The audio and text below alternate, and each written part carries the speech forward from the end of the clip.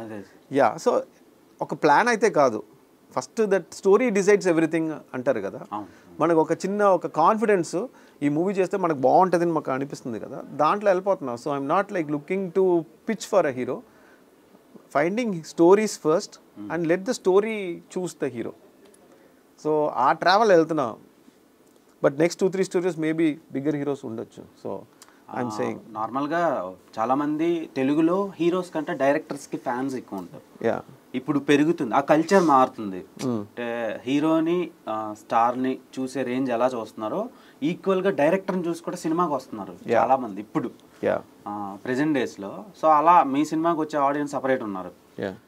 నా డౌట్ ఏంటంటే ఇప్పుడు నెక్స్ట్ చాలా పెద్ద పెద్ద స్టార్స్ ఉన్నారు, they are eagerly waiting to do something experimental and new concepts అనమాట. ఇప్పుడు లైక్ మీరు డిజైన్ చేసిన కాన్సెప్ట్స్ లాగా. సో ఇప్పుడు ఒక 4 హీరోల పేర్లు చెప్తాను, వాళ్ళల్లో మీరు చేస్తే ఏ జానర్ చేస్తారు చెప్పండి. Okay, okay. ప్రభాస్ గారు.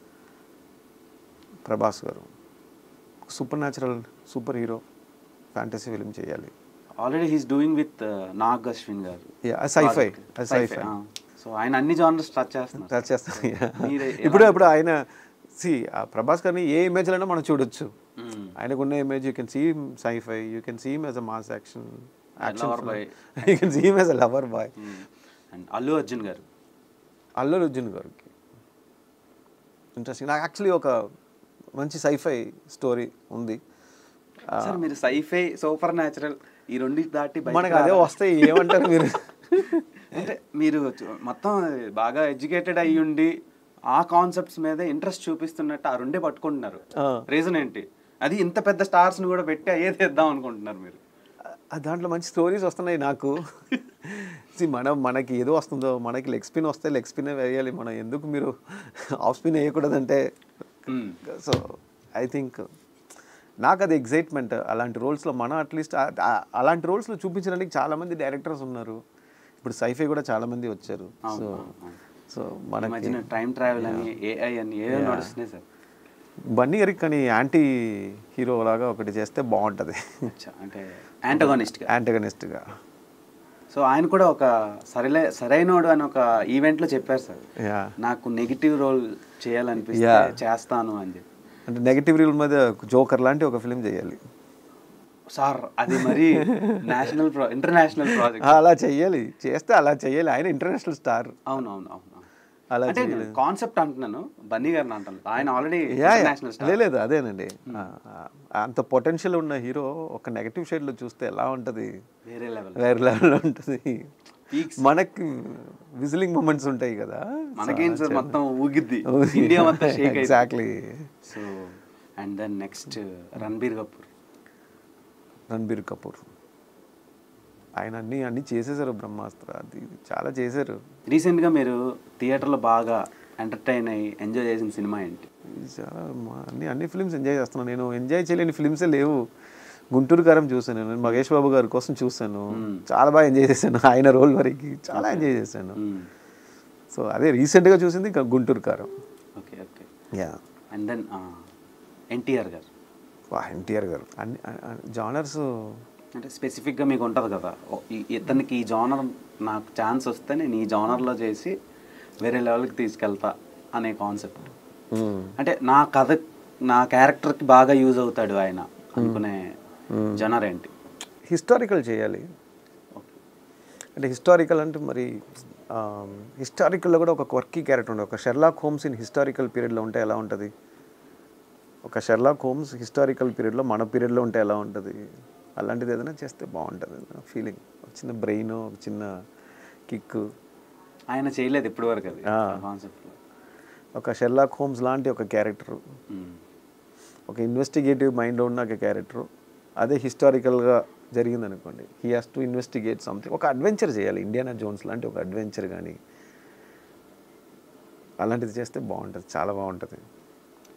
సో మల్టీ స్టార్ సినిమాలు రీసెంట్ టైమ్స్లో వస్తున్నాయి, సక్సెస్ అవుతున్నాయి బాగా.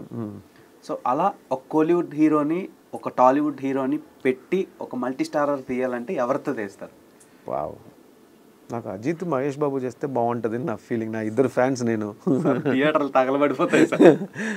బేసిక్లీ నేను తమిళ్లో అజిత్ ఫ్యాన్, ఇక్కడేమో మహేష్ బాబు సార్ కూడా ఫ్యాన్. సో వీళ్ళిద్దరు కలిసి ఒక మూవీ బ్రదర్స్ లాగా చేస్తే చాలా బాగుంటుంది. ఫర్గెట్ అబౌట్ నేషనల్, మనకి మాసివ్ ఫిల్మ్, మనకి మ్యాసివ్ ఫిలిం.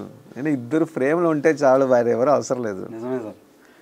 సో నాకైతే ఈ కాంబినేషన్స్ మాత్రం మహేష్ బాబు గారు, మనం అజిత్, క్రేజీ కాంబో సార్. అది ఉంటే చాలా బాగుంటుంది.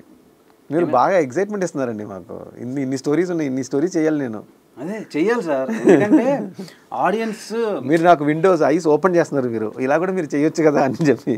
అంటే అదే మీరు ఎలాంటి సూపర్ న్యాచురల్ ఫ్యాంటసీ కాన్సెప్ట్లన్నీ పెట్టుకొని ఒక రీజనల్ లెవెల్లో ఉండిపోవడం ఇష్టం లేదు. అందుకే ఒక సినీ ఫైల్గా నాకు అది ఇష్టం ఉండటం లేదు, అందుకనే నేను చెప్తున్నాను.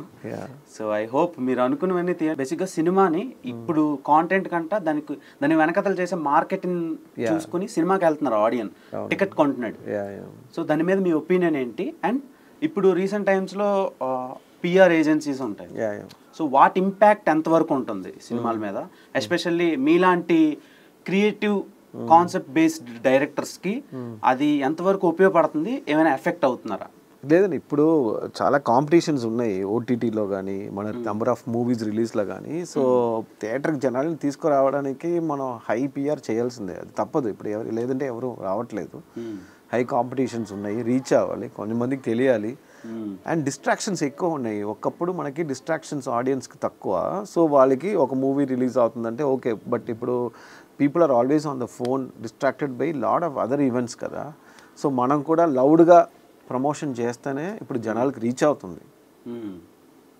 ముందు ఫోకస్ క్లీన్గా ఉంది, ప్రతి ఒక్కరికి డిస్ట్రాక్షన్స్ తక్కువ ఉన్నాయి, టీవీస్ మాత్రమే ఉంటుంది. కానీ ఇప్పుడు అలా కాదు, ట్రెండ్ మారిపోయింది. ఇప్పుడు ప్రమోషన్స్ అయితే హెవీగానే చేయాలి, కానీ ఉన్నది చెప్పాలి, అదైతే చెయ్యాలి. లేదంటే అది అబద్ధం చెప్పినట్టే కదా. అంటే నేనేమన్నానంటే అది దాటి వెళ్ళిపోతున్నాయి కొన్ని సినిమాలు, అది చెయ్యకూడదు. అది సో దానివల్ల ఏంటంటే ఆడియన్స్కి నమ్మకం పోతుంది. ఫైనల్గా ఏంటి, రిజల్ట్లో తేడా వస్తుంది.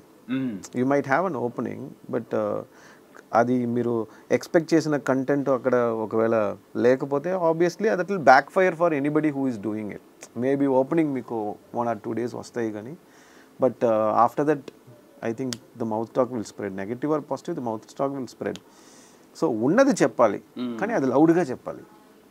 సో అదైతే కావాలి. ఇప్పుడు పిఆర్ కానీ మనం బాగా చేస్తేనే ఆడియన్స్కి రీచ్ అవుతుంది.